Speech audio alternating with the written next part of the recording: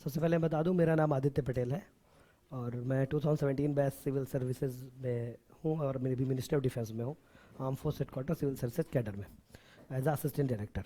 ठीक है। और बाकी टीचर्स भी आपके जो हैं वो सारे लोग भी सर्विसेज के ही हैं। कुछ लोग आज आएंगे, कुछ लोग क्लास में ही आएंगे। तो हमारा जो ये कोर्स है, लास्ट ईयर हमने लॉन्च किया था 7 जनवरी को पहली बार। और कुछ बच्चे उसके बैठे हुए हैं इस बैच में भी, तो मतलब मेरे क्लेम्स को वेरीफाई भी कर देंगे। ठीक है। कई बार क्या होता है ना, जैसे अभी किसी को बताया जाता है कि भाई इतने सिलेक्शन हो गए, तो लोग मानते नहीं हैं। क्लेम्स बहुत ज़्यादा है मार्केट में और ये बड़ी प्रॉब्लम भी है सबके लिए भी, हमारे लिए भी और आपके लिए भी। मतलब अच्छे लोगों के लिए भी प्रॉब्लम है और ख़राब लोगों के लिए भी प्रॉब्लम है, दोनों लोगों के लिए। तो हाँ बैठो बैठो। तो लास्ट टाइम हमने जो 7 जनवरी को प्लान शुरू करा था, लोगों ने प्रीलिम्स क्लियर किया। फाइनल कई लोग जीएस में तो ले आए मार्क्स, सी सेट में फेल हो गए। अदरवाइज 15-16 बच्चों में से तकरीबन 13 से 14 बच्चों का होता, क्योंकि कई लोग मार्क्स अपने गलत जोड़ लेते हैं। तो हम एक आधा और कम करके आपको बता रहे हैं, 14 होते तो मैं 13 बता रहा हूँ। ठीक है। तो इसलिए वो लोग फेल हुए। तो भी हमारी तरफ से हमने केवल जीएस पढ़ाया था और जीएस में स्कोर बहुत रिस्पेक्टफुल रहा। और आप ही क्लास में कुछ लोग बैठे हैं जिनका पिछले अटेम्प्ट में जब बताया जा रहा था कि पेपर सरल है तो 50 मार्क्स था, और इस अटेम्प्ट में जब बोला गया कि पेपर मुश्किल है तो 114 मार्क्स उन्होंने डिफरेंट की से मिलाया, तो एवरेज ऐसे निकला 116 मार्क्स। तो कहीं ना कहीं जो मुझे समझ में आया प्रीलिम्स का, कि जो मैं एग्ज़ाम देता था तो आई हैव क्लियर्ड 7 टाइम्स और एक बार मैं फेल हुआ प्रीलिम्स में। ठीक है। और इसलिए आई हैव 1 अटेम्प्ट लेफ्ट। ठीक। तो इस चीज़ पे ऑनलाइन आप लोग समझ पा रहे हैं, सुन पा रहे हैं ना? तो ये पाया कि जो लोग फेल हुए और जो लोग पास हुए उनमें डिफरेंस क्या था, और खुद के मेरे अनुभव क्या थे पढ़ने और पढ़ाने दोनों का। तो बेसिकली जो एग्ज़ाम है वो बहुत ज़्यादा अब नॉलेज का नहीं है। अभी एग्ज़ाम है क्लैरिटी और रीजनिंग एबिलिटी का। Even GS is reasoning ability. General studies में भी मोस्ट ऑफ क्वेश्चन ऐसे आते हैं कि अगर आप एक से दूसरे को देखें तो कम से कम 8 से 10 सवाल ऐसे 100 में से जो आप रीजनिंग से सॉल्व कर लेंगे, दो you don't know the real answer. जैसे उसमें होता है कि अगर ये सही है तो ये नहीं होगा सही, अगर ये सही है तो फिर ये 100% सही होगा। और वही होता है कि हर बार के पेपर में कुछ स्पेशलिटी है, इसीलिए यूपीएससी को कोई पकड़ नहीं पाया आज तक, और कोई स्ट्रेटजी काम नहीं करती वहां पे। सबसे बढ़िया स्ट्रेटजी होती है कि जम के नॉलेज लो। भले नॉलेज का रोल उतना नहीं है, लेकिन फिर भी नॉलेज को ही लेके बीट कर सकते हो आप। तो हमने जो पाया, हमने पाया कि 2-3 चीजें हैं। जैसे अभी पेयर के सवाल बहुत आ गए तो बहुत लोग कंफ्यूज हो गए, लेकिन उसी पेपर में जो रीजन एसर्शन के सवाल थे वो बिल्कुल इजी थे, बिल्कुल इजी थे उस पेपर में। जो लोग 114-120 मार्क्स लाए हैं वो उन्होंने इस पे फोकस किया। वो बोले कुछ अगर कठिन हुआ है तो कुछ इजी हुआ है। तो हमको कठिन पार्ट को, तो कठिन सबके लिए है, tough is tough for all, but the easy part we have to target. तो वो सब आपको वहीं एग्जाम हॉल में जाके होता है। मैं इसीलिए बोलता हूं कि हमें कोई स्ट्रेटजी नहीं बनानी है इस एग्जाम के लिए। हमें जम के पढ़ना है और हमें पढ़ना है सिलेबस। ये भी नहीं देखना कि आर्ट एंड कल्चर के सवाल अब नहीं आते, हमें वो भी पढ़ना है। हमें ये भी नहीं देखना कि मिडाइवल के सवाल कर नहीं पाते हम, हमें वो भी पढ़ना है। मैं ये देखता हूं कि बहुत से बच्चे जब प्रीलिम्स आता है तो कुछ कुछ तो छोड़ के जाते ही हैं। तो इस कोर्स में आपको फायदा क्या मिलेगा कि हम आपको कुछ छोड़ने नहीं देंगे प्रीलिम्स का, 1 थिंग। सेकेंड थिंग, प्रीलिम्स में आती है पूरे सिलेबस को रिवाइज करने की प्रॉब्लम। और ये केवल प्रीलिम्स में जीएस के साथ नहीं है। आप जब जीएस इतना बड़ा है कि जब आप जीएस पढ़ने लगते हो तो सीसाइट में मन ही नहीं लगता। ये मेरा खुद का अनुभव है कि सीसाइट पढ़ने मन नहीं लगता, अरे यार इन्वायरमेंट छूट रहा है, फिर पता चला अरे इकोनॉमी छूट रही है। तो हम उस बीच में जो 4 मंथ का टाइम पीरियड होता है, we never give any heat to the CSAT. और वो सीसेट भले 4 मार्क्स से फेल करे, वो फेल कर देता है। तो यहाँ पे इस कोर्स को ज्वाइन करने के बाद आपका जो रिवीजन होगा वो बिल्कुल स्मूथ होगा, और ताकि आपको ये टेंशन ना रहे कि जीएस नहीं निकलेगा, तो आप मोर फोकस कर पाएंगे सीसेट में। अच्छा, लास्ट टाइम में जो लोग सीसेट में फेल हुए, तो एक अनुभव हमको ये भी मिला कि हमारा रिजल्ट खराब हुआ उससे। इसलिए इस बार हम लोग आपको सीसेट भी देंगे और वो नॉमिनल चार्ज में देंगे। मतलब नॉमिनल क्या, इसी के साथ भी हम कर सकते थे, बट हमने उसको अलग इसलिए रखा है क्योंकि ये हो जाता है साथ में है, उतनी ही फीस में है, सब कुछ है, भले उसमें हम 1,000 ही फीस लेंगे आपसे, लेकिन फिर आपका भी ये रहेगा कि मैं सी सेट अलग से कर रहा हूँ और जो टीचर पढ़ाने आएगा एटलीस्ट उसका भर का खर्चा निकल जाएगा। तो सी सेट हम इसलिए ही करा रहे हैं ताकि हमारा रिजल्ट और अच्छा जाए। तो आप इस बार एक चीज ध्यान रखिएगा कि इधर आ जाइए कि, और हमारी डिमांड क्या है आपसे, जैसे हम तो आपको सब कराएंगे, अभी मैं दिखा रहा हूँ पीपीटी में क्या क्या हम कराएंगे और कैसे कराएंगे। बिल्कुल फिक्स होंगी क्लासेज, क्लासेज कम नहीं होंगी, बढ़ सकती हैं। इसलिए बढ़ सकती हैं क्योंकि कई बार जैसे मैं आपको पढ़ा रहा हूँ तो हो सकता है 10-20 बच्चों को ऐसा लगे कि वो बहुत स्मार्ट है, होते हैं, हर क्लास में होते हैं, लेकिन हमारा मकसद केवल स्मार्ट लोगों को आगे ले जाना नहीं है, एटलीस्ट इस लेवल पे ले जाना नहीं है कि वो कमजोर बच्चा है कहने लगे कि यार अगर वो थोड़ा और पीवाईक्यू कर लेता। जैसे कुछ लोग तो बहुत अवेयर होते हैं और कुछ लोग लेजी होते हैं, उनको आता है बट वो जाएंगे नहीं पीवाईक्यू करने, वो कहते हैं एनडीए का मैं क्यों करूं यार, सीडीएस का क्यों करूं, और सच में करने लायक भी नहीं है। 10 सवाल मुश्किल से उसके ऐसे होते हैं जो सिविल सर्विस लायक हैं। अब उसके लिए आप 150 सवाल का सीडीएस का पेपर लगाने लगे तो कोई मतलब नहीं है।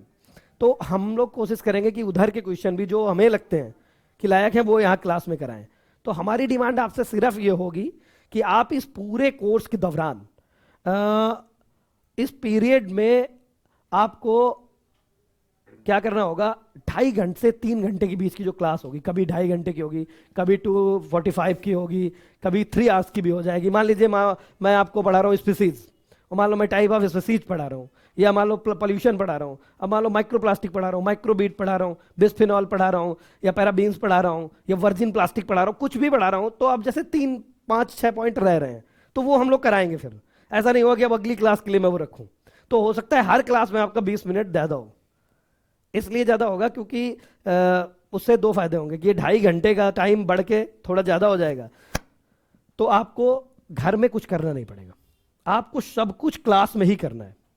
इवन द क्वेश्चन जो हम लोग देंगे वो भी क्लास में ही करने हैं। जैसे इसके साथ हम लोग 4000 क्वेश्चन कराएंगे आपको। कई बार ऐसी चीज़ें आप पढ़ेंगे जो आप पहले से पढ़े हुए हैं, आपको लगेगा बेकार है, लेकिन जब आप क्वेश्चन करेंगे तब आपको लगेगा यार मैं पढ़ा तो था बट मैं नहीं कर पाया। बिल्कुल सिंपल सिंपल सवाल होते हैं, उन सवालों को आप नहीं कर पाओगे। मैं दूंगा भी जो आपने पढ़ा हुआ है, पिछली बार के बच्चे कर लेंगे क्योंकि पिछली बार उनको मैंने पढ़ाया है उस तरह से, लेकिन जो नए बच्चे हैं उनमें मोस्ट ऑफ का गलती होने का चांस रहता है। और अभी मैं बताऊंगा तो आप कहोगे यस यार ये कॉन्सेप्ट तो पता ही नहीं था, जबकि वो पीवाईक्यू का सवाल है। पीवाईक्यू के सवाल गलत करते हैं बच्चे। तो हमें यह है कि अब प्रीलिम्स निकलता कैसे, पहले उसकी एनालिसिस थोड़ा कर लेते हैं कि हम इस पे ही क्यों वो कर रहे हैं, फोकस इतना क्यों कर रहे हैं। ठीक है,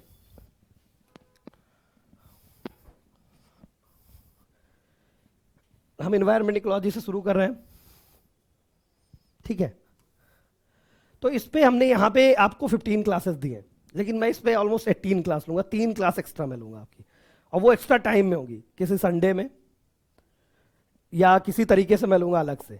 तो अब आप ये देखोगे कि इन्वायरमेंट इकोलॉजी इतना छोटा है और 18 क्लास क्यों, अभी आपको समझ में आएगा इसका वैल्यू।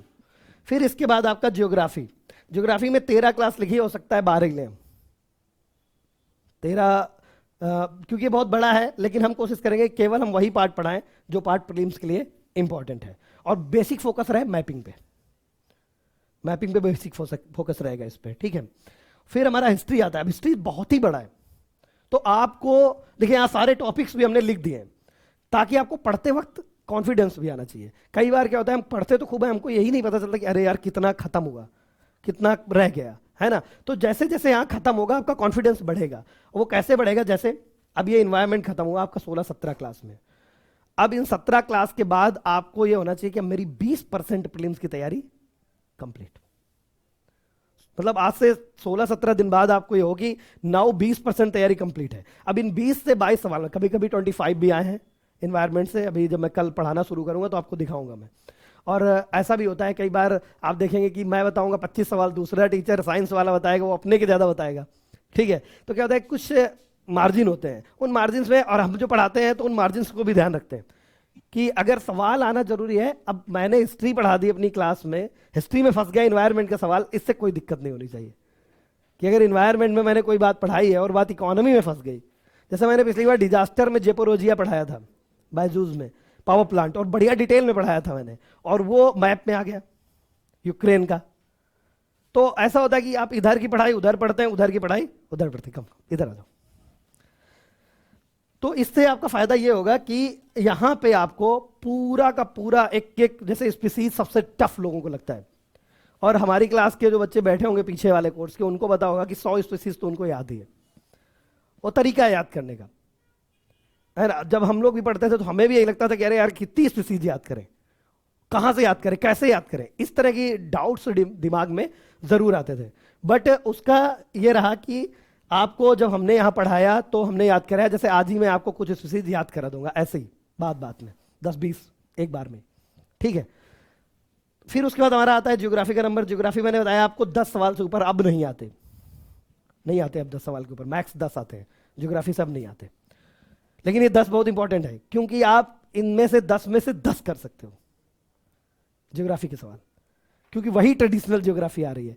कभी क्लाउड कवर से आ गया एल्बिडो का सवाल, है ना, कभी तो कई बार तो पिछले मतलब अगर 10 साल का पेपर आप देखोगे, इन लास्ट 10 ईयर एक क्वेश्चन है 3 टाइम्स आ चुका है, वो शेयर ऑफ वाटर रिवर्स में है, आइस कैप्स में है ना, माउंटेन्स में ग्राउंड वाटर कितना कितना कहाँ है, मतलब 3 बार आ चुका है सेम सवाल, बस थोड़ी लैंग्वेज ट्विक करता है वो।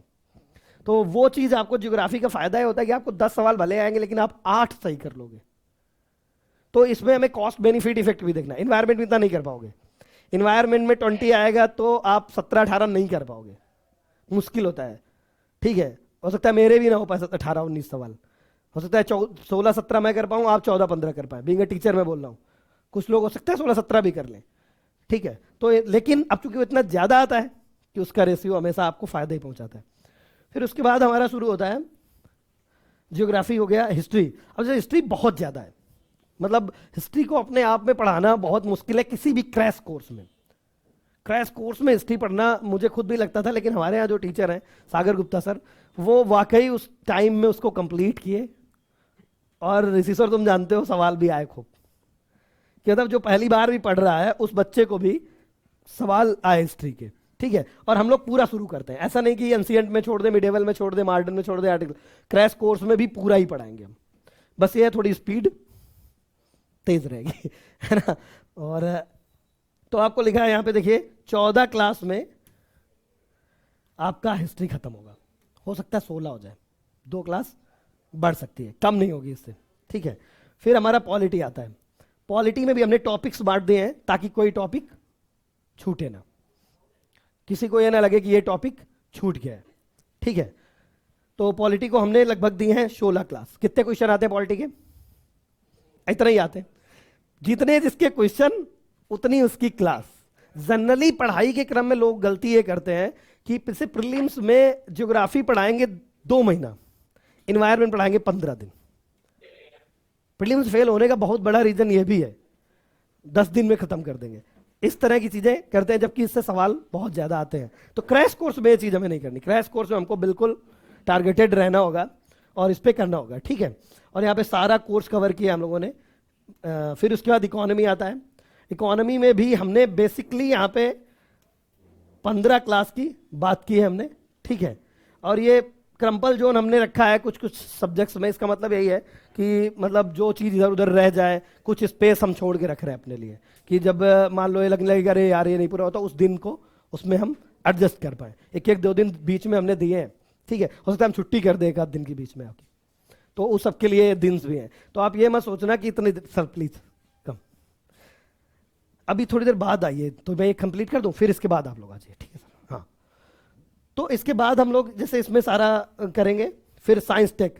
साइंस टेक में 7 लेक्चर इसमें है, लास्ट टाइम 8 लेक्चर हुए थे, उससे मोस्ट ऑफ सवाल आ गए थे।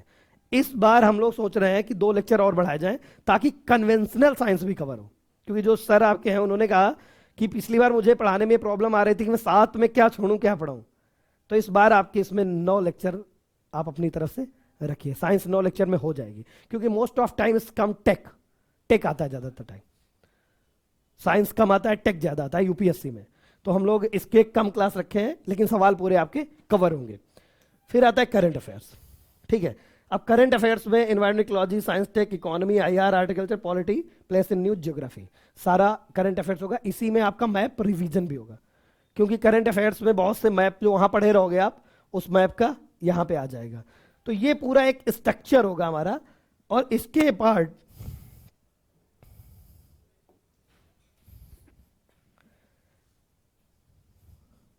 जो मैं बताऊं कि अब हम लोग इसको भी कैसे पढ़ेंगे, तब आप देखेंगे कि कितना मतलब आसान एग्जाम है और कितना साइंटिफिक एग्जाम है, कि अगर हम उस साइंस को समझ लें तो वो मतलब फिर पेन नहीं देगा। एसी चलाने की जरूरत है मुझे लग रहा है ना। एक बार देखो एसी बोलो उसको।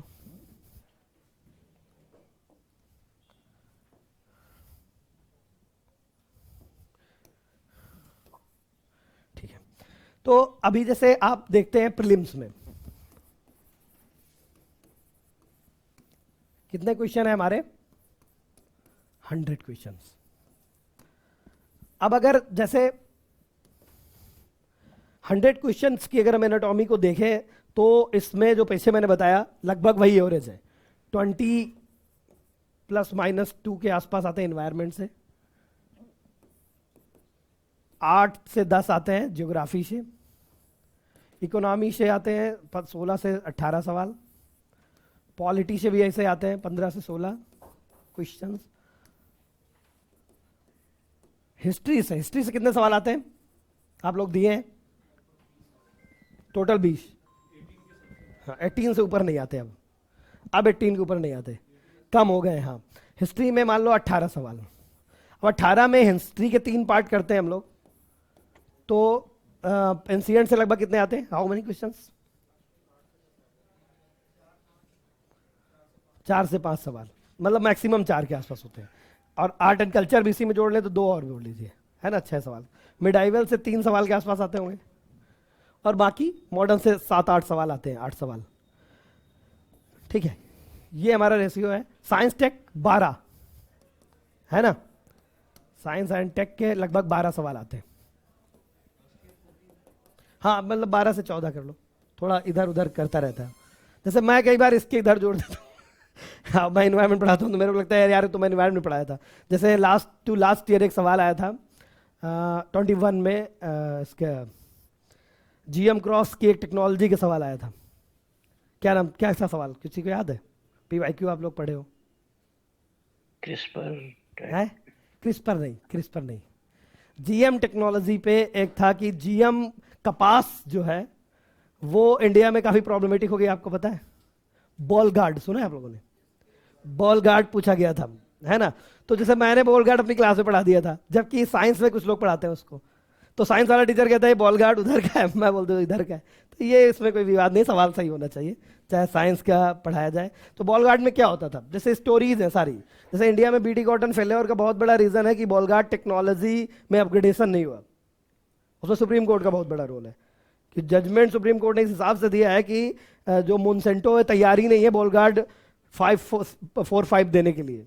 अभी इंडिया में बॉल गार्ड 2 ही चल रही है। बॉल गार्ड मतलब एक बाल वॉर्म लगता है उसमें कीड़ा, उस कीड़े के खिलाफ वो गार्ड करती है टेक्नोलॉजी, बस। तो वो कीड़ा नहीं लग पाता उसमें, इसीलिए उसको बॉल गार्ड बोला गया है। ठीक है, तो ऐसे कैसे कि कुछ सवाल होते हैं जो दोनों के फ्रिंज एरिया में होते हैं, जो टीचर, हाँ तो इसीलिए बीटी कॉटन में कीड़े लग जाते हैं आजकल अपने यहाँ वाले में, तो पैदावार कम हो गई है उसकी। ठीक है, अब ज्योग्राफी, इकोनॉमी, पॉलिटी, हिस्ट्री, अब साइंस टेक भी हो गया। अब आप बच्चा करंट अफेयर्स। ठीक है, और कुछ बच्चा इसमें बताइए, ऑनलाइन कुछ? हाँ करंट अफेयर्स से पॉलिटी आईआर कर देंगे, यहाँ पे करंट अफेयर्स में जोड़ लेते हैं। तो करंट अफेयर्स बेसिकली 3 सब्जेक्ट से आता है। यूपीएससी में जो करंट अफेयर्स आता है 3 से 4 सब्जेक्ट। एक सब्जेक्ट आता है यहाँ पे सबसे ज्यादा करंट अफेयर्स आता है आईआर का, दूसरे नंबर पे आता है साइंस टेक का, एनवायरमेंट का और इकोनॉमी का। मेनली करंट इन्हीं का आता है, मेनली करंट इन्हीं का आता है। अब अच्छा प्रीलिम्स निकल क्यों नहीं रहा बच्चों का? बच्चों का प्रीलिम्स ना निकलने का सबसे बड़ा रीजन है करंट अफेयर्स की मैगजीन पे अनड्यू वेटेज देना। ड्यू वेटेज नहीं देते, अनड्यू वेटेज देते हैं। अनड्यू वेटेज का मतलब है हर महीने का 8 से 10 दिन आप, किसी भी कोचिंग का मैं नाम नहीं लूंगा, लेकिन आप पढ़ते होंगे। जो मतलब प्री में फेल होने वाले लड़के ज्यादा पढ़ते हैं, सबसे बड़ी बात यह है। उसका रीजन ये हो जाता है कि प्रैक्टिकली वो पॉसिबल नहीं है। अजी कुर्सियां हैं, मंगवा लो। जैसे अभी इसमें अगर मैं बताऊं आपको कि जैसे मैं पिछली कल ही किसी स्टूडेंट डिस्कस कर रहा था, 150 पेज की मैगजीन होती है एक प्रीलिम्स की, और उसका फोंट साइज अगर अक्षर का आकार देखें तो वो भी बहुत छोटा होता है। अगर उसको एवरेज फोंट साइज जो आंखों को प्लीजेंट लगे करें तो 200 पेज की मैगजीन हो जाती है। इतने बॉक्स के अंदर बॉक्स बनाते हैं चाइनीज बॉक्स की तरह। तो 180 पेज भी मैं अगर एवरेज मान लूं मैगजीन के, तो तकरीबन ये साल भर में कितना हो गया, लगभग 2200 पेज, है ना, 2200 पेज के आसपास। लगभग 2200 पेज की मैगजीन पढ़ना पॉसिबल है क्या? रिवाइज नहीं कर सकते आप, नहीं रिवाइज कर सकते। साउंड और डिस्टरबेंस सर। डिस्टरबेंस आ रहा है? या सर हसरन बशल। ओके ओके ओके, अभी कुछ लोग आ रहे हैं actually, few people are coming and joining in between, that's why the हाँ noise problem is coming. I think now it's saturated and they will not join again, और जगह भी नहीं है क्लासरूम में, है ना। Okay sir, okay I manage. हाँ, तो अभी जैसे 200 pages are not possible, practically not possible. अरे again another thing is that कि the people who are preparing magazine they are not expert now. Advent of internet ने क्या किया है, हर कोई एक्सपर्ट बन गया है और हर कोई टीचर बन गया है। तो मैगजीन लिखते वक्त जो नई चीज दिखती है उनको इंपॉर्टेंट लगती है, तो वो उसको डालते जाते हैं। इसलिए एक जमाने में एक विजार्ड की मैगजीन हम लोग पढ़ा करते थे और इतनी सी आती थी साल भर का कंपाइलेशन। अभी अगर जो भी साल भर का निकालता है वो अलग अलग करके इतना मोटा बना देता है उसको। तो मतलब टीचर्स ने अपने रोल को कम कर लिया है। फिर बाद में क्लेम करने के लिए कह देंगे ये भी सवाल हमारे से है, दिस क्वेश्चन इज हमारे से 70 सवाल आ गए हमारे से, है ना, ऐसा क्लेम करते हैं। अगर मैं इतना मोटा पथन्ना आपको दे दूं, जैसे गूगल क्लेम कर दे कि every question come from our से, या विकिपीडिया क्लेम कर दे, तो these claims are like this. जैसे इकोनॉमी के कुछ टीचर्स थे एक जमाने में, बहुत अच्छा पढ़ाते थे, बहुत अच्छे टीचर्स थे, आज भी लोग उनको अच्छा समझते हैं। टीचर अच्छे हैं, आदमी भी अच्छे हैं, लेकिन अच्छा आदमी होना जरूरी नहीं है कि अच्छा टीचर होना भी कि एग्जाम का टीचर हो। कई लोग लंबे टाइम में इतना ज्यादा नॉलेज गेन कर लेते हैं कि वो एग्जाम से बियॉन्ड हो जाते हैं, फिर वो 1500 पेज का इकोनॉमी पढ़ाते हैं, 2000 पेज का। और उस पढ़ाई में बच्चा तो पढ़ लेता है, लेकिन जब सवाल आता है तो उसको उतनी ज्यादा चीजें पता होती हैं कि एग्जैक्टली वो सवाल करना मुश्किल हो जाता है। तो हमको इस चीज पे बहुत फोकस करना होगा। इसलिए मैं यहां पे बच्चों को मना करता हूं करंट अफेयर्स पढ़ने से। लास्ट टाइम भी मना किया था, दिस टाइम भी मना करूंगा। हम 6-7 क्लास लेंगे आपकी, जैसे आईआर की 6 क्लास 5 क्लास हम कराएंगे अलग से, उनमें पूरा करंट अफेयर्स होगा। और the people who are sitting between you, few people जो लास्ट ईयर थे और मेंस भी लिखे, तो वो इस बात को बता देंगे कि आईआर से 100% ऑलमोस्ट फंस गए थे। क्यों आदित्य जय, मतलब ये लोग थे पिछले वाले कोर्स में भी, और उनकी 6 क्लास से सुखदेव सर की लगभग सब कुछ फंस गया था। कुछ लोग बोर जरूर हुए थे क्लास में, क्योंकि हर टीचर का अपना स्टाइल होता है। तो कुछ लोग कंटेंट अच्छा देते हैं बट उतना मतलब हंसा नहीं पाते आपको, कुछ लोग इतना हंसा देते कि कंटेंट ही नहीं देते। तो ऐसा भी थोड़ा मैनेज करिएगा आप लोग। तो हमें ये नहीं करना है, इसकी वजह से प्रीलिम्स रुकता है लोगों का। अब जैसे इन्वायरमेंट वेटेज इतना क्यों, मैं कैसे श्योर हूं कि आएगा ही इन्वायरमेंट इतना, आप सब जानते हैं। अगर सिविल सर्विसेज की कट ऑफ की बात करूं, जो आ चुका है अभी, इस साल का तो नहीं आया, लास्ट ईयर का आ चुका है। कितना था सिविल सर्विसेज का कट ऑफ जनरल कैटेगरी का? 87 मान लेते हैं। एक और परीक्षा इसी के साथ होती है, आईएफओज। आईएफओज होती है, हाँ, उसका कट ऑफ कितना था किसी को पता है? 100 के आसपास, 100 मान लेते हैं। कितना डिफरेंस है? 13 मार्क्स। लगभग 1000 लोग इसका मेंस लिखते हैं, 1000 लोग के आसपास। क्यों जय, इतना ही होंगे? 1000 2000, हाँ जय ने लास्ट टाइम लिखा था तो इसलिए लिखा है, मतलब लिखा था क्या, 2000 लोग लिखते हैं इसका मेंस। दैट मीन्स इन पूरे 2000 लोगों में से 1000 के मार्क्स 100+ थे, क्योंकि जनरल कैटेगरी 50% हो गया ऑलमोस्ट, है ना। तो इनमें से 1000 लोगों के मार्क्स 100+ थे। सपोज करो मेरा मार्क्स इसी वाले कट ऑफ में मेरा मार्क्स आया था 107। हो सकता है मेरा मार्क्स जो है वो, मैं बहुत स्मार्ट हूं इसलिए आ गया हो सकता है मैं बहुत लकी हूं इसलिए आ गया हूं, है ना, कुछ भी हो सकता है। लेकिन क्या 1000 लोग पूरे मतलब स्ट्रेटजी है, देयर इज अ स्ट्रेटजी। ये लोग उस स्ट्रेटजी को फॉलो कर रहे हैं। हम अपना 87 का कट ऑफ नहीं पूरा कर पा रहे हैं, they people are able to crack आईएफओज का टफ। तो हमें इस स्ट्रेटजी को समझना होगा। We have to understand this strategy. तो फर्स्ट ऑफ ऑल, किसी को आप स्मार्ट मत मानिएगा कि बहुत स्मार्ट है। सेम बंदा लास्ट टाइम 50 लाता है, अगली बार 114 लाता है। अगर वो बंदा इतना स्मार्ट होता तो फर्स्ट टाइम में ही ले आता। मतलब कुछ उसने स्ट्रेटजी चेंज करी और उसने उस स्ट्रेटजी को फॉलो करा और वो ले आया। और आप पाएंगे कि कुछ ग्रुप्स होते हैं जिनमें सब लोग सिलेक्ट हो जाते हैं। अभी मैं इस पे बात करूंगा शिवम, क्लास नोट से सब पे बात करूंगा, ठीक है। अभी मैं सिर्फ अपनी तरफ से बता रहा हूं, फिर आपके सवाल लेंगे, बस 10 मिनट में कंप्लीट हो जाएगा। तो आपको यह ध्यान देना है कि कुछ ग्रुप्स के सारे लोग क्लियर कर लेते हैं। ऐसा क्यों होता है?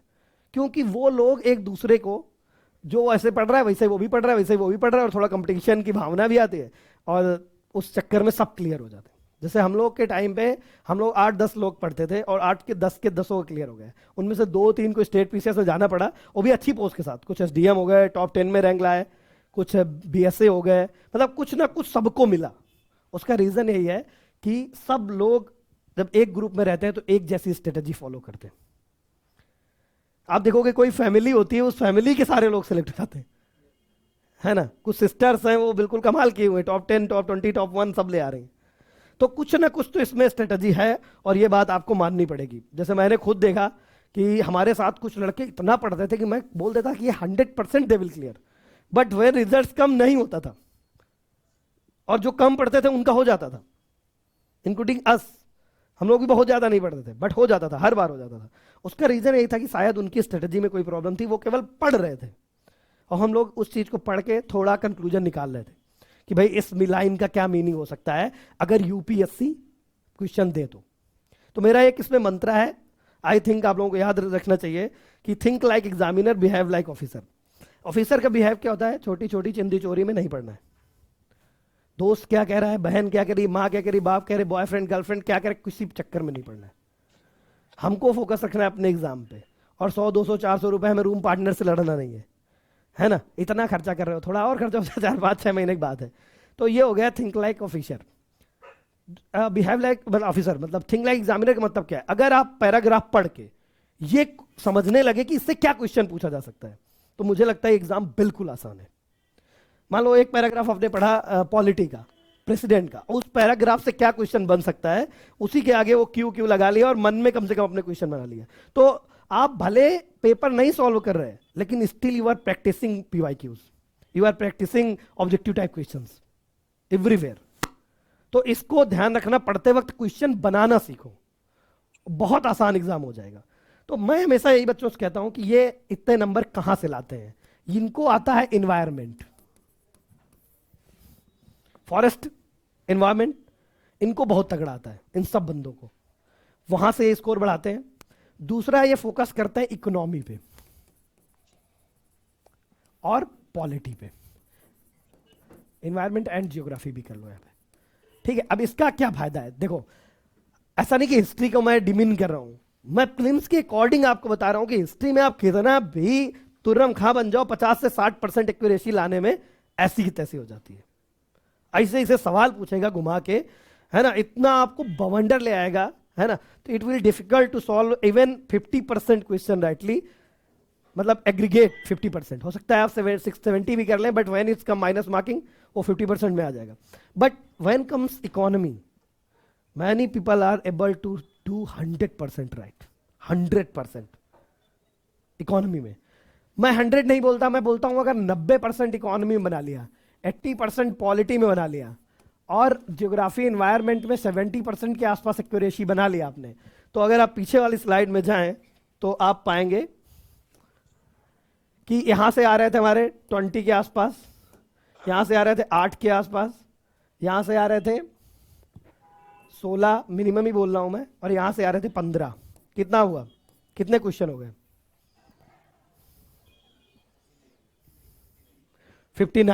59 क्वेश्चंस हो गए यहां से।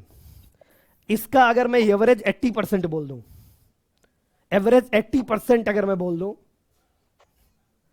तो 80% कितना होता है? 48। 48 क्वेश्चंस आप यहां से निकाल सकते हैं। अगर आप बहुत स्मार्टली पढ़ें। हम मान लेते हैं कि हम और कम कर पाएंगे, मैं 10 और घटा लेता हूं, 10 क्वेश्चन काट पीट के 10 क्वेश्चन घटाता हूं तो भी 38 क्वेश्चन हो रहा है। अभी भी आपके पास कितने क्वेश्चन बाकी हैं? 41 क्वेश्चंस लेफ्ट। ऐसा तो है नहीं कि हिस्ट्री में आप बिल्कुल भी कुछ नहीं कर पाओगे या आईआर में कुछ भी नहीं कर पाओगे, कुछ तो करोगे वहां भी। तो हमारा रिजल्टेंट क्या हो जाता है कि घुमा फिरा के हम 90 तो पारी कर जाते हैं, मतलब 45 सवाल तो हम कर ही जाते हैं। और अगर थोड़ा भी आपने बैलेंस बनाए रखा है, जैसे अब जब आप सब कुछ पढ़ के जाते हो तो यू हैव कॉन्फिडेंस कि यार अगर महाजनपदा से आएगा आई विल सॉल्व, इवन सल्तनत से आएगा आई विल सॉल्व, अकबर से आएगा आई विल सॉल्व, गांधी का तो कुछ भी पूछ ले, है ना, बुद्धिज्म का कुछ भी पूछ ले, जैनिज्म का कुछ भी पूछ ले, तो क्या होता है कि आपकी क्वेश्चन अटेम्प्ट करने की कैपेबिलिटी बढ़ जाती है। जब आपको पता होता है कि आपको 80 सवाल तक आपने मार लिए हैं और ठीक ठाक है मामला, तो आप फिर 95 अटेम्प्ट कर देते हैं। तो हर एक राइट क्वेश्चन आपको 1 से 2 क्वेश्चन अटेम्प्ट करने की फ्रीडम देता है। जैसे आप अगर एक क्वेश्चन राइट करते हैं तो 2 मार्क्स का हुआ, इसकी एवज में आप कितने क्वेश्चन और अटेम्प्ट कर सकते हैं? 3। You can attempt 3 more questions अगर आप एक सही करते हैं। तो इसी वजह से जो लोग 120, 30, 140 मार्क्स लाते हैं, उन लोग का फंडा यही होता है कि वो इस रेशियो से खेलते हैं कि यार मैं 4 करने जा रहा हूं, आई एम डेफिनेटली श्योर कि 1 तो 100% राइट होगा इसमें से, तो वो 3 और कर लेते हैं। अब अगर उसमें से एक और राइट हो गया तो बस जय जय, खर्च से 2.66 मार्क्स ऊपर। तो हमें इस स्टेज से काम करना है, हमको इसी पे फोकस करना है कि जो यहां बताया जा रहा है। पिछली बार का टाइम टेस्टेड है, आप इन बच्चों से भी बात कर लेना जो बच्चे पिछली बार थे, वो इस बार भी बैठ रहे हैं। रीजन बीइंग कि वो चाहते हैं कि मेंस गड़बड़ ना हो। जैसे अब क्या होगा, जैसे मैं अब पढ़ाऊंगा यहाँ पे, दूसरे टीचर्स भी आपको पढ़ाएंगे, बहुत बार आपको लगेगा ये चीज मैं घर पे भी पढ़ सकता हूँ, पढ़ सकते हो, उसमें डाउट नहीं है। बट क्या है, हम the way I will teach you will remember, one thing. Second thing, आप वो पेन क्यों लें? Go to home, study mains, answer writing करो, कम से कम फरवरी तक आंसर राइटिंग करो, क्योंकि जिंदगी का मकसद अगर प्रीलिम्स निकालना है तो लगे रहो 8-10 साल में निकल जाएगा, ऐसी बात नहीं है। लेकिन क्या यही मकसद है? फाइनल सिलेक्शन लेना है यार। इधर बैठ के मुखर्जी नगर या करोल बाग या जो जहां बैठा है, हमें टाइम नहीं काटना है। We are not here to spend time या लाइफ केवल इसी प्रोसेस में। इसके बाद का मजा लीजिए थोड़ा, है ना, अच्छा है, इसके बाद का मजा अच्छा है। तो ये हमारा प्रोसेस रहेगा, हम पढ़ाएंगे सब कुछ, बट हमारा फोकस इन पे रहेगा, क्योंकि इन्हीं से एग्जाम निकलता है। और इससे एक लाइफ आपकी आसान हो गई, आप डरना छोड़ देंगे कि यार अब करंट छूट रहा है, अब करंट छूट रहा है, उस डर से भी निकल जाएंगे आप। क्योंकि जो 7-8 दिन पढ़ाया जाएगा, अगर उससे नहीं आएगा तो आपकी उन मोटी मोटी मैगजीन से भी नहीं आएगा। क्योंकि जो टीचर पढ़ाता है वो सब कंटेंट ले ही आता है सब जगह से, मतलब भर का कंटेंट वो ले आता है, सब कुछ सब जगह से नहीं फंसता, लेकिन स्टिल उतना फंस जाएगा जितना आपका होगा। तो जब आपके पास कंफर्म है कि नहीं भाई मेरे को ये नहीं पढ़ना है, तब आप कन्वेंशनल पे फोकस कर पाओगे और सीसाइड पे फोकस कर पाओगे। ये हमारी तरफ से आपकी स्ट्रेटजी होगी जो अगले 4 महीने हम फॉलो करने वाले हैं। फिर इसके अलावा हम कराएंगे आपके ढेर सारे सवाल हर चैप्टर के बाद, लास्ट टाइम जितने केस है उससे 10 टाइम्स ज्यादा, क्योंकि इस बार हम लोग प्रिपेयर्ड हैं। जैसे इकोनॉमी का एक चैप्टर खत्म होगा तो 100-200 सवाल उसी चैप्टर के वहीं हो जाएंगे, जो हमने पिछली बार लास्ट में करवाए थे। सारे बच्चे उसमें नहीं थे, क्योंकि लास्ट में सारे बच्चों को लगता है अरे यार ये छूट रहा है तो भाग जाते हैं। इसलिए इस बार 1 महीने पहले ही हम लोग फिनिश, घर पे करना है घर पे करिए, अदरवाइज यहाँ बुला लेंगे आपको, यहीं प्रैक्टिस करिए, ऐसे ही बैठिए, शाम में आकर प्रैक्टिस करिए, क्योंकि उस टाइम मन नहीं लगने लगता। लास्ट के 10-12 दिन तो मन ही नहीं लगता ये पढ़ लूँ कि ये पढ़ लूँ कि ये। तो अपना PYQ खोल लिया करेंगे इसमें, ओरिजिनल पेपर ऑफ UPSC, और अपना चलने दो, सब लोग बताओ कैसे हो रहा है, तो वो 1-2 घंटे में काम हो जाएगा। तो मोर इक्विप्ड हम लोग। अब आप लोग पूछ सकते हैं सवाल, फिर मैं बाकी टीचर्स को इंट्रोड्यूस कर देता हूँ और आज की क्लास आपकी हमारी तरफ से वो हो जाएगी। बताइए online, what do you want to ask, any question? Hello हाँ बताइए। सर, नमस्कार सर। नमस्कार। सर प्रशांत। जी प्रशांत बोलो सर। बताइए। सर जूम पे चलेगी क्लासेस कैसे? देखो जो ऑफलाइन आना चाहें वो यहाँ आ जाएं, और जो नहीं आना चाहेंगे उनको जूम पे क्लास चलेगी, और जो भी क्लास नहीं कर पाएंगे 1 टाइम ऐप से भी एक्सेस मिलेगा सबको। अच्छा, मतलब जो क्लास छूट गई या रिवाइज करना है आपको, तो 1 टाइम एक्सेस आपको ऐप पे मिलेगा। अगर आपने 1 टाइम में पूरा वीडियो खत्म कर दिया तो वो मतलब इसमें क्या होता है, आर्स होते हैं। जैसे 2 घंटे की क्लास है तो आप आधा वीडियो देखे फिर आधा देख लिए तो 2 घंटा हो गया। ऐप का सिस्टम ऐसे होता है, तो जो भी वीडियो देखेगा पूरा देखेगा, मतलब आपको एक रिकॉर्डेड भी मिलेगा, लाइव भी मिलेगा, जो ऑनलाइन आएंगे और जो ऑफलाइन आएंगे उनको तो ऑफलाइन मिलेगा ही, सारे जी क्लास। जी ठीक है, जी सर। और कोई सवाल? कंटेंट को लेके हाँ कंटेंट, देखो मोस्ट ऑफ कंटेंट आपको क्लास में ही दे दिया जाएगा, मोस्ट ऑफ के ऑल ऑफ। लेकिन जो पीपीटी से टीचर पढ़ाते हैं, जैसे बहुत लोग पीपीटी से पढ़ाते हैं, मैं ज्यादा लिख के पढ़ाता हूँ, ठीक है, जी अपनी अपनी स्टाइल है सबकी, तो वो पीपीटीज आपको मिल जाएंगे। जैसे यहाँ खत्म होगा ना ये, आपको ये पूरा कंटेंट आपके पास पहुंच जाएगा, तो वो तरीका है। लेकिन मेरी तरफ जो रिकमेंडेड होता है, पेन चलाइए, जबरदस्त सर, ये अच्छा है। पेन चलाइए, कुत्ता भी पीपीटी कोई टीचर पढ़ाए, राइट डाउन, जितना मैक्सिमम राइट डाउन करेंगे उतना ही इधर जाएगा। किसी एक बड़े दार्शनिक ने कहा है, we don't understand word through the mind but through the hand.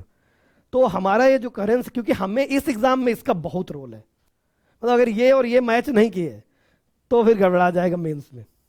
तो you have to match your brain with your hand, तो एवरीथिंग ट्राई टू नोट।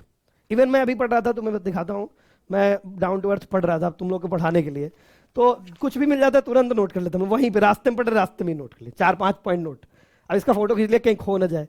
अब जैसे अब नोट्स में मैं डाल दूंगा, तो जैसे अब एक किसी बच्चे से मेरी कल बात हो रही थी, उसका इंटरव्यू कॉल नहीं आ रहा, लगातार 3 मेंस लिख चुका है, तो उसके आंसर्स इतने प्लेन थे कि किसी को इंटरेस्ट ही नहीं है उसको पढ़ने। जैसे प्लास्टिक पे लिख रहे हो और you are not telling about the plastic sphere in marine ecosystem, तो एक टर्म क्या होता है, टर्म्स का खेल है अभी। जैसे एक नया टर्म मेरे को मिल गया, वर्जिन फीड।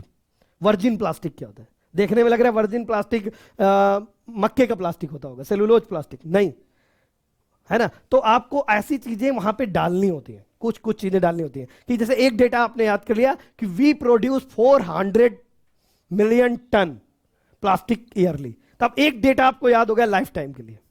मतलब 2-3 साल एग्जाम में तो आप डाल ही सकते हो कि वी प्रोड्यूस 400 मिलियन टन। तो 75 डेटा नहीं याद करना, but you have to remember few things only. तो प्रीलिम्स को प्रीलिम्स मत समझना, इट्स अ मेंस ऑल्सो। आज के सवाल आते हैं 150 वर्ड के। अगर मैंने बताया कि XC2 की प्रॉब्लम क्या है, मान लो XC2 कंजर्वेशन की प्रॉब्लम क्या है, अगर मैंने बताया कि socialisation is a one problem, है ना, XC2 की, जैसे क्या हुआ था, जैसे एक एग्जांपल है केन्या का, कि वहां पे एक चिंपैंजी को कैप्टिव इन्वायरमेंट में कैप्टिव ब्रीडिंग से हुआ, फिर उसको पाल पोस के बड़ा किया।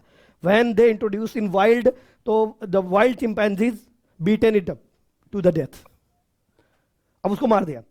तो हमारे बचाने का कोई मतलब नहीं रहा।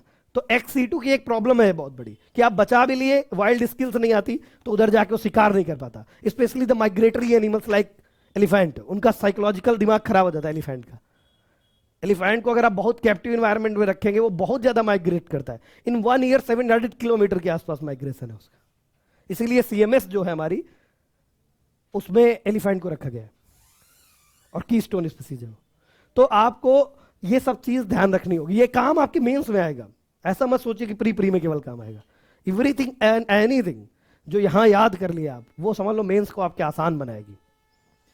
तो इसलिए केवल इसको ये समझ के नहीं पढ़ना है कि ये प्री है, मेंस भी साथ के साथ है।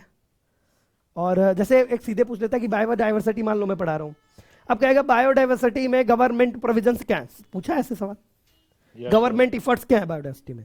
तो आपके जो गवर्नमेंट के इफर्ट है बायोडाइवर्सिटी में, वो इफर्ट्स आपको प्री में भी याद करने हैं।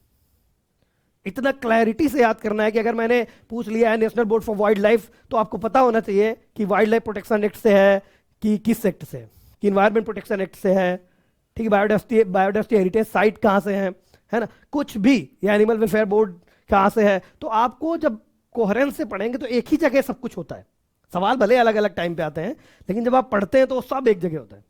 जैसे मैंने आपको याद होगा, आपकी क्लास में कहा था BMC आना चाहिए, बायोडाइवर्सिटी मैनेजमेंट कमेटी आना चाहिए, मैंने ऐसे ही कहा था इसी क्लास में, और आया। क्यों? क्योंकि हम उस पर ध्यान ही नहीं देते। लेकिन मैंने दूसरी तरफ थोड़ा बताया था, मैंने कहा सवाल आना चाहिए कि जो पीपल्स बायोडाइवर्सिटी रजिस्टर है वो कौन तैयार करता है, डिस्ट्रिक्ट लेवल पे तैयार होता है। जैसे हमारा ब्रेन कैसे काम करता है, अगर मैं कोई नेशनल बॉडी की बात करता हूं, तो खट से हमारा ब्रेन फिर किस पे आता है, स्टेट लेवल पे, फिर डिस्ट्रिक्ट लेवल पे, जबकि BMC पंचायत लेवल पे होती है ना। तो ये छोटे छोटे डिफरेंस हम लोग को ध्यान देने होते हैं एग्जाम टाइम पे और अपनी पढ़ाई के दौरान, कि जो भी थोड़ी डिफरेंट चीज है वही एग्जाम में आएगी। जैसे लास्ट टू लास्ट ईयर सस्तम कोट्टा वगैरह, जैसे मुझे वो पूछते हैं कि 650 वाइल्ड लाइफ सेंचुरीज है, 650 वाइल्ड लाइफ सेंचुरी, 700 हो गई होगी अब, 758 है अभी, और 105 नेशनल पार्क है, 75 वेटलैंड्स है, उस पर इंपॉर्टेंट बर्ड एरियाज है, उस पर टाइगर रिजर्व 54 है। तो अब क्या सब याद करने? नहीं, जो कैची है। हाँ बताइए। वही सर जो न्यूज में है, जो ज्यादा लाइट में है, वही हाँ, सब न्यूज में तो आजकल क्या करते हैं, आप करंट अफेयर्स उठा के देखोगे सब न्यूज में कर देते हैं, क्योंकि करंट अफेयर्स वाले इतना मोटा बना देते हैं। वो सही कह रहे हो आप, करंट वाला तो रखना ही है, साथ में हमको देखना है कि यूपीएससी एग्जाम इसलिए नहीं करा रहा कि तुमको फंसाना है उसको, वो इसलिए करा रहा है कि तुम्हारा ब्रेन कितना एक्टिवली चीजों को देखता है। तो जिनके नाम थोड़े डिफरेंट हैं, जैसे सस्तम कोटा, लग नहीं रहा अजीब सा नाम है, इसको आना चाहिए। पक्के Yes, sir. आना चाहिए, पक्के, पखुई, ये सब आना चाहिए। पार्वती, ये सब आनी चाहिए। होकेरा, हरिके, ये सब आने चाहिए, है ना, और आए भी। इसी तरह से एक है कोलेरू लेक के बगल में कौन सी वाइल्ड लाइफ सेंचुरी है? कोलेरू लेक के बगल में कौन सी वाइल्ड लाइफ सेंचुरी है? बहुत फेमस है, बताओ। और वहीं पे एक बीच है जिसपे ओलिव रिडले वहां भी आता है, मतलब olive ridley comes there also. Sir Andhra Pradesh में। हाँ, आंध्र प्रदेश में, बताइए कौन सा है?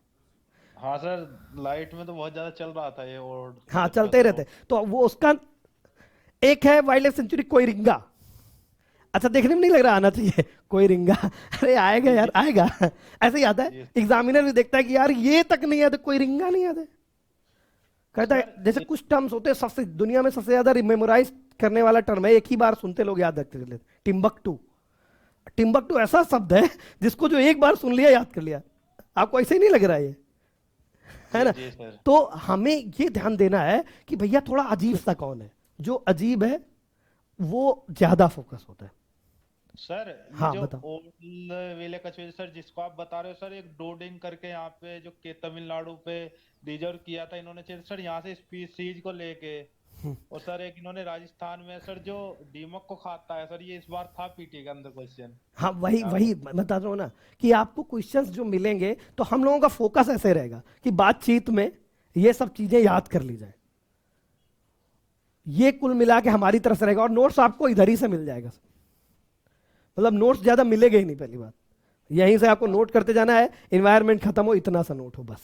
और उसमें आपको, जैसे अब कई लोग कहते हैं कि बायोस्फीयर रिजर्व, कितने बायोस्फीयर रिजर्व इंडिया में? 18। और मैप में कितने मैन एंड बायोस्फीयर में? 12। ठीक है, तो अब देखो इनके अंदर में जितने नेशनल पार्क हैं और जितनी है वाइल्ड लाइफ सेंचुरी, वो इंपॉर्टेंट है। तो हम लोग जब लास्ट टाइम भी हम लोगों ने एक एक बायोस्फीयर रिजर्व लिख लिया था, और जब आपको जैसे एक चीज पता होती है तो दूसरी आप कंप्रीहेंड कर लेते हैं। जैसे पापी कोंडा, पापी कोंडा 3-4 बार पूछा जो है अलग अलग तरीके से। पापी कोंडा नेशनल पार्क को 3-4 बार पूछा गया अलग अलग तरीके से, और कभी कभी तो इतना क्लियरली पूछा गया है कि आपको, जैसे नीलगिरी बायोस्फीयर रिजर्व का पार्ट है करके एक पूछा था, या इसका या नीलगिरी के नीचे कौन सा नेशनल पार्क है तो बायोस्फीयर रिजर्व? अगस्त अगस्त्यमलाई, अगस्त्यमलाई के लिए पूछा था कि इनमें से नेयर पंपारा वाइल्ड लाइफ सेंचुरी जिस पे है, तो उस पे पापी कोंडा भी एक ऑप्शन में था, जबकि आपको पता होना चाहिए पिछले 3-4 बार पापी कोंडा पहुंच चुका है आंध्र प्रदेश में। How many national park associated with the हाँ, नीलगिरी बायोस्फीयर? एग्जैक्टली। तो आपको क्या होता है कि जब ऐसे पढ़ते हैं, when you memorise like this, तो आपको डिफरेंशिएट करके पता चल जाता है कि क्या डिफरेंट है। अब पापी कोंडा वाला तो ऑप्शन ऐसे ही कट गया, वो आंध्र प्रदेश में इतना ऊपर उधर थोड़ी जाएगा, है ना? तो इस तरह की चीजें हम लोगों को फोकस करनी होंगी। और यहाँ एक अच्छी चीज ये रहेगी कि हम लोग कॉमर्शियली अभी नहीं कर रहे हैं, तो हम लोगों को ये नहीं है कि 18 ही क्लास पढ़ाएंगे। अगर मेरे को लगा कि नहीं 1-2 क्लास और होनी चाहिए तो वो होगी, वो हर टीचर करेगा। तो कुल मिला के आप लोग अगर साथ देंगे तो प्रीलिम्स की गारंटी मैं ले सकता हूं, क्योंकि पिछली बार हमने करा के दिखा दिया है। बाकी उसके बाद जब हम लोग मेंस का शुरू करेंगे, तो इसीलिए मैं कह रहा हूं कि अभी से मेंस में लगे, कम से कम 2 पेपर खत्म कर लीजिए, फरवरी तक 2 पेपर खत्म कर लीजिए कम से कम। हाँ बताइए। सर मेंस में एक इशू आ रहा है बहुत ज्यादा किस सर, नॉइज का? हाँ सर, जैसे पेपर लगाते हैं ना अच्छा, तो अच्छा। मैक्सिमम 16, 15, 16, ज्यादा से ज्यादा 17 क्वेश्चन तक पहुंच पाते हैं। यार ये तो प्रैक्टिस का है, ठीक है। हाँ अब जैसे उससे ऊपर। स्पीड क्या होती है, speed speed is a resultant of yes sir. Content, style and, है ना, प्रैक्टिस।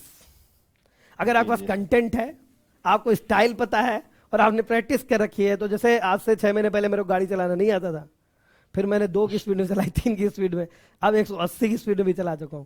तो वो क्या होता है कि बिल्कुल गाड़ी जैसा ही है मामला। When you know each and everything you can do things. अगर नहीं पता, अब जैसे मेरे को डिफिनेशन पता है इंटीग्रिटी की, तो मैं खट से इंटीग्रिटी टक टक टक टक, ये इंटीग्रेट्स इन बिटवीन मनसा वाचा कर्मणा, इंटीग्रिटी, ठीक है। अब अगर मेरे को नहीं आता तो अब मैं इंटीग्रिटी मतलब काकी ये वो पन काकी पन इधर वो अकेले में ऐसे करना लगभग ईमानदारी जैसा होता, क्या उल्लू बना रहे हो हैं। तो ये सब नहीं होना चाहिए। मैं जब कहूं कि national park is most protected, तो आपको पता होना चाहिए yes national park is most protected. और जैसे सिंपल सा सवाल एक बार आया कि जोनेशन वाला एक सवाल आया था, आपको याद हो कि जोन्स में किसको बांटा जाता है। ये बहुत पढ़ने की Yes, जरूरत नहीं है, yeah. अगर आप लॉजिक लगाओगे तो जोन्स का मतलब होता है कि core more secure, For periphery buffers, yes. Less secure, buffer less secure, ठीक है। तो Yes. आपको अगर ये कॉन्सेप्ट पता है कि national park is always very sacred area, no activity can be done without the permission, ठीक है, तो ये मोस्ट प्रोटेक्टेड होगा। जबकि वाइल्ड लाइफ सेंचुरी आएगा क्या, every activity is can be done, every activity can be practised until they it is not prohibited. तो आपको पता चल गया कि यस यहाँ पे लेस होगा। अब अगर कोई बायोस्फीयर रिजर्व बनता है तो उसके अंदर होती है नेशनल पार्क भी, उसके अंदर होता है बायोस्फीयर रिजर्व भी, उसके अंदर होता है टाइगर रिजर्व भी। तो जो टाइगर रिजर्व वाला पार्ट होगा, जो नेशनल पार्क वाला, वो कोर बन जाएगा। इसलिए एक ही बायोस्फीयर रिजर्व के अंदर कई कोर होते हैं। जब आप बायोस्फीयर रिजर्व का पीक देखेंगे तो ऐसे ऐसे करके पीक होगा, यहाँ पे एक कोर होगी, यहाँ पे कोर होगा, यहाँ पे कोर होगा। ऐसा नहीं कि बीच वाला ही कोर होगा, नहीं। नहीं। तो अगर आप कॉन्सेप्चुअल करते तो आप ऐसे भी कहोगे यार कोर कहाँ होना चाहिए, वहीं होना चाहिए। कोर बफर और ये सारा किस में बटा होना चाहिए, है ना। तो हमें ये सब चीज को थोड़ा थोड़ा जब लॉजिक करेंगे तो अपन कर सकते हैं इस चीज को, है ना, बहुत दिक्कत नहीं आएगी। और कोई सवाल? Good evening, Ajit sir. I am Praveen from Patna. Yes, I yes, have yes. interacted with you. Yes yes, in Byju's. Yeah, sir. Yeah, Yes. you have a teach in Byju's. तो But I am lucky. If I am here in Delhi, then तो I got more you got interview beneficial. Call this time, Praveen? No, sir. I didn't succeed in mains exam, sir. No issue, Sorry, no sir. Issue, next time we will try. But I succeeded in BPSC mains, okay, and I have to go interview. Good good. तो from tomorrow onward I am coming in physics वाला as a chairperson of the board है ना, BPSC वाला। तो Sir, I feel that कि I have to go and to अच्छा join your किए, coaching, sir. बिल्कुल बढ़िया से करो। और आई होप इसी मुझे बार आना एसडीएम चाहिए बन जाओ सर, यार। क्योंकि तो हम लोग I am Valmiki very tiger much- reserve लोग आएंगे, घुमाओगे ना तुम? Yeah, sir, of course, sir. Valmiki tiger reserve कहाँ है? बिहार में है। तो बीपीएससी के एग्जाम दे रहा है तो वाल्मीकि टाइगर रिजर्व घुमाए गए, है ना। चलो, तो अब आप लोग का जो भी सवाल है मेरे से और पूछ सकते हो, और कोई कंफ्यूजन हो कम टू अस। हमारे यहाँ एक चीज और होगी, रिसेप्शनिस्ट नहीं मिलेगा तुमको, हम ही मिलेंगे रिसेप्शन में भी, ठीक है। हर जगह हम ही मिलेंगे। तो आप शिकायत करने में घबराना मत। कई बार एक कमी है कि अभी हमारा इंस्टीट्यूट बहुत छोटा है, तो कई बार बहुत चीज़ें लगेगा तुमको, अरे यार स्लो हो गया, तो ओपन अप। कई बार जैसे मैं कहूँ दूंगा कल कॉपी चेक करके दे दूंगा, क्या होता परसों दे, नरसों मिले, लेकिन जब मिलेगी कॉपी तो कहोगे कि नहीं सही चेक है। क्यों Nitya? Nitya is sitting here. But sir, I am going to UPSC, UPFO interview exam, sir. तो बढ़िया से दो यार, And, तुम आ जाओ, और जो भी हम लोग की हेल्प हो सकती है अपन कर लेंगे उसको। Sir, it will be beneficial for online अलग से classes, बात करो, sir. इधर नहीं, इधर फिर बाकी क्वेश्चन रह जाएंगे प्रवीण, ठीक है। Yeah, okay, okay. तो बताओ कोई क्वेश्चन पीछे। सी सेट के लिए मनोज सर क्लास लेंगे बाकायदा, 15-20 क्लास लेंगे, पैसेज की 5-6 क्लास मैं लूंगा। तो कितने बजे लेंगे? 11 बजे? नहीं नहीं नहीं, वो इसी प्रोसेस में हो जाएगा। मनोज सर ने एक्चुअली लोगों को बोला हुआ है 11 बजे रात में क्लास शुरू करेंगे हम लोग। Good one. नहीं नहीं नहीं नहीं, कृतिका ऐसा नहीं होगा। ठीक है, अभी हम पूछ लेंगे उनसे कि बिल्कुल डे टाइम पे बताओ कब ले पाओगे, तो सुबह रख देंगे कुछ क्लासेज को आपकी 8 बजे से। तैयार है ना आप लोग 8 बजे से? पढ़ने लगोगे तो मजा आने लगेगा, मजा आने लगेगा तो फिर काम हो जाएगा। मतलब बेसिकली आधा खेल तो ये बोरिंग नहीं होनी चाहिए पढ़ाई। और कृतिका कुछ सवाल? सर बहुत सारे अलग से कॉल करके ठीक है, क्या पूछ लेना। और आप लोग भी पूछिए कुछ, जो भी जिसको कंफ्यूजन हो, जरा सा भी कंफ्यूजन हो। देखो स्टेट ये क्रैश कोर्स है, इसमें तो वही क्लासेस स्टेट में आती हैं। Sameer was last time in UPSC course and he qualified UPPSC, ठीक है। और दिस टाइम फिर बैठाएंगे इनको हम, क्योंकि यूपीएससी भी देना है इस बार। तो ऐसा कुछ नहीं है, स्टेट पीसीएस कुछ अलग नहीं है। इन्वायरमेंट की क्लास करने के बाद या स्टिक क्लास करने के बाद आप पीवाईक्यू देखना, या घटना चक्र एक किताब आती है उसको देखना। आपको लगेगा कि वेस्ट है उसको देखना, क्योंकि इतना डिटेल में इधर पढ़ा दिया जाएगा। तो हम अलग से स्टेट पीसीएस कुछ नहीं पढ़ाएंगे, आपको अपने घर में जाके फिर यूपी स्पेशल पढ़ना पड़ेगा। हाँ बताइए। और ऑनलाइन में कोई? सर लास्ट ईयर के कोर्स में कितने स्टूडेंट का हुआ था प्रीलिम्स? 9 स्टूडेंट का हुआ था आउट ऑफ 15 जो अटेम्प्ट लिए थे। बाकी कई लोग पता भी नहीं रहता हम लोगों को, कुछ लोग बताते नहीं है कि क्या हुआ कैसे हुआ। जो हमारी रिपोर्टिंग में है 9 का हुआ था, ठीक है। उसमें 4-5 तो बैठे हैं तुम्हारी क्लास में 4-5 यहाँ पे हैं अभी। और बताओ, और कोई सवाल? सोर्स, सोर्स इधर जो बताया जाए वही, प्रीलिम्स के लिए और कुछ नहीं। मेंस के लिए मेहनत करो, आज से भी जाके अभी भी जाके मेंस का ही पढ़ो, ठीक है। सोर्स और कुछ और नहीं है। बाकी जो टीचर आएगा वो खुद ही बता देगा कि मेरे को यार थोड़ा एडिशनल इससे ये भी लगता है। जैसे हो सकता है कोई टीचर आया कहेगा कि 9-10 की जो भी बायोलॉजी है उसका 2 चैप्टर पढ़ लेना, या कोई टीचर कहेगा कि सॉयल 9th की एनसीईआरटी में अच्छा है, फॉरेस्ट अच्छा है, तो ज्योग्राफी का मैं बता रहा हूँ, तो क्या पता मैं बोल दूँ कि ये भी पढ़ लेना, है ना। तो वो पढ़ सकते हो। जीसी लियोंग भी पढ़ सकते हो, 2 GC Leong will cover here also, मैं पूरी कवर कर दूंगा जीसी लियोंग भी, ठीक है। तो वो चीज़ बहुत ज़्यादा भागने की ज़रूरत नहीं है ऋषि, हम लोगों को बिल्कुल फोकस होना है। और अपने जितना कंटेंट यहाँ मिलेगा मुझे लगता है वो मोर देन इनफ होगा, उसके बाहर की ज़रूरत नहीं है। लेकिन उतना ज़रूर कर लेना, जैसे 500-600 सवाल 700 सवाल इकोनॉमी में कराए जा रहे हैं तो कर लेना, है ना। और कुछ टाइमिंग करंट अफेयर्स के लिए क्या करना होगा? करंट अफेयर्स यहाँ पढ़ाया जाएगा। आईआर की 6 क्लास के आसपास हुई थी लास्ट टाइम भी, इस टाइम भी होंगी, ठीक है। और इन्वायरमेंट की 2 क्लास होंगी मैक्सिमम, क्योंकि इन्वायरमेंट का करंट अफेयर्स मैं इधर ही साथ के साथ करते चलूंगा। अभी तक का जो बचेगा वो लास्ट में हो जाएगा। और आपके इकोनॉमी की करंट अफेयर्स जो होगी वो एक अलग क्लास हो जाएगी, एक एक क्लास में वो हो जाएगी। इसका करंट अफेयर्स तो आपको यहीं पे कराया जाएगा। करंट अफेयर्स के टीचर्स भी हमारे पास अलग से हैं, वो लेंगे, जो टीचर्स लेंगे वो तो लेंगे, और बाकी अलग से भी होगी क्लास। शिवम ने पूछा है हैंड रिटन नोट्स बेटर रहेगा या क्लास की पीडीएफ वाला?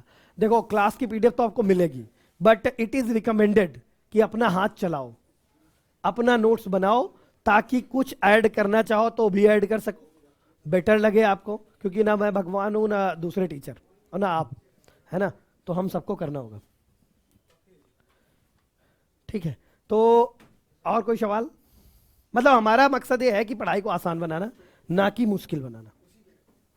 क्योंकि अभी क्या हो गया, मुश्किल बनाने के लिए आपके पास बहुत से लोग हैं, खूब मैगजीन्स मार्केट में है।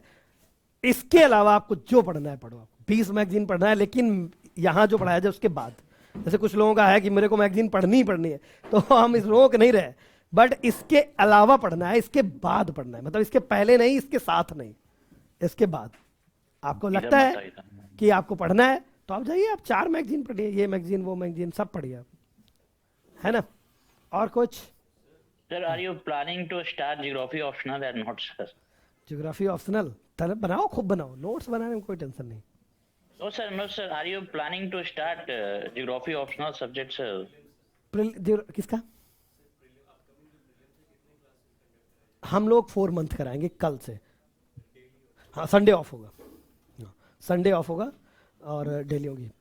बाकी 2.5 आवर्स या कभी कभी 3 आवर्स भी पहुंच जाएगा। और कभी लगेगा हमें लास्ट में, तो अप्रैल में हो सकता है हम क्वेश्चन सेशंस रख लिए 10-12 क्वेश्चन सेशन बस हो तक खत्म हो जाएगा। पिछली बार 4 महीने में खत्म हो गया था, हम लोग 3 महीने प्लान किए थे बट 4 खिंच गया था। तो इस बार भी लगभग वही मान लो 4 महीना, 4 मंथ। टाइमिंग है शाम में 6 o'clock, ठीक है 6 o'clock। इसका रीजन ये है कि बहुत से लोग क्वालिफाइड हैं तो वो लोग 6 बजे के बाद ही आ पाएंगे यहाँ पढ़ाने। तो इसलिए आपको 6 बजे के बाद क्लास होगी। और कोई सवाल? किस किस सब्जेक्ट की क्लास रहेगी? जो मैंने बताया, ये जो बताया है इसी क्लास रहेगी। अभी ये यूट्यूब में भी आ जाएगा थोड़ी देर बाद, 1 घंटे बाद। ठीक है, तो आप लोग वहां से देख सकते हो और ऐप पे भी आ जाएगा। ऐप पे Aditya भी। sir, I highly request you to start optional subject, sir. Geography optional मैं स्टार्ट करूं ऐसा आप रिक्वेस्ट कर रहे हैं? Yes, sir, अरे highly यार request you, Praveen, sir. Not possible in that situation. Already मैं नहीं, मतलब commitment I have given to other institutes also, तो we have to fulfil this. आपके एनवायरमेंट इकोलॉजी से मैंने 11th क्लास पढ़कर आई गोट 100। अरे इतनी तारीफ मत करो, मैं रो दूंगा। नहीं सर, नहीं। कहीं रोना ना आ जाए मुझे। You are an iron pillar for me, sir. अरे रहने दो यार, बस करो। सर एक्चुअली मैं आज बाद जुड़ने में का बाद में मकसद था आपको देखना। प्रवीण प्रवीण प्लीज बाद में। ठीक है, अब बाकी और सवाल। 12 टेस्ट है इसमें आपके, सेक्शनल भी है, फुल भी है। जैसे इन्वायरमेंट खत्म होगा तो 100 सवाल इन्वायरमेंट के, है ना। इकोनॉमी खत्म होगी तो 100 हो सकता है 50 सवाल दे टीचर, कुछ दिन हो सकता है 20 सवाल दे, वो टीचर पे डिपेंड है। लेकिन 100 सवाल मिनिमम आपके सेक्शनल के होंगे, फिर फुल लेंथ आपके 3-4 टेस्ट हो जाएंगे पास, मतलब 12 टेस्ट आपके होंगे। और सीसैट के टेस्ट 2-3 रखेंगे हम लोग, वो अलग रखेंगे, सीसैट का अलग रखेंगे। इसमें तो इतना रहेगा, मतलब ये कुल मिला के लाइक होगा कि आपको अगर बात मानोगे तो फिर आपको कुछ और करने की जरूरत है नहीं, क्योंकि इतना ही करना थोड़ी मुश्किल बात है। मतलब इतना आसान नहीं जितना मैंने कर दिया। ये हो गया इन्वायरमेंट, ये हो गया ज्योग्राफी, ये हो गया इकोनॉमी, हो गया पॉलिटी। जब पढ़ते हैं ना हम लोग तो समझ में आता है ना, कि टी बिल्स क्या होता है ना, तब समझ में आता है कूपन क्या होता है, शेयर क्या होता है। तब जब वो 4 दिन बाद फिर से टी बिल कूपन बन जाता है, शेयर बन जाता है और शेयर डिबेंचर बन जाता है, तो ये चीज़ मुश्किल होती है, इतनी आसान नहीं है।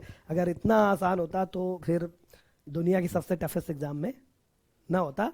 और सच बताऊं, तनख्वाह ज़्यादा नहीं होती, इज्जत होती है, इज्जत होती है। Even in same service if you are promotee and someone from direct services, अलग ट्रीटमेंट होता है। आप भी करोगे, आप भी ट्रीटमेंट करोगे। इवन कई लोग बहुत अच्छा काम करके चले गए, फिर भी उनको उतनी इज्जत उस टाइम के लोगों ने नहीं दी, क्योंकि वो आईएएस नहीं थे। जैसे मेनन क्लर्कियल सर्विस से आए थे, सरदार पटेल के सचिव। उनसे अच्छा काम किसी आईएएस ने मुश्किल ही किया होगा अभी तक, लेकिन उस लॉबी में उस टाइम उनको इतनी इज्जत नहीं मिली थी। सर हो गया हमारी तरफ से। अब मैं बाकी टीचर्स को इनवाइट करता हूँ, आप लोग बात कर लीजिए, सवाल पूछ लीजिए। कम सर।